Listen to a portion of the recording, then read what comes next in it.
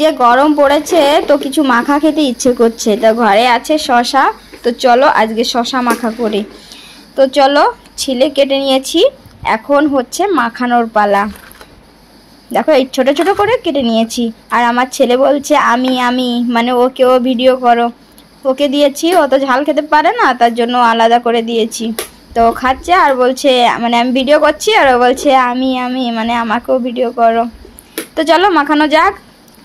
সাদা লবণ আর দিচ্ছি হচ্ছে মরিচের গুঁড়া, মানে বিট লবণ আছে কিন্তু ওটা দিচ্ছি না, ওটা গলে গেছে গরম, মানে গরমে না কিসের জন্য গলে গেছে এজন্য দিইনি। তো আমার মাখানো হয়ে গেছে, কেমন হয়েছে বলো। চলো এখন খাওয়া যাক, আমার তো নাল পড়ে যাচ্ছে খাওয়ার জন্য, তোমরা এসো একটু খেয়ে যাও।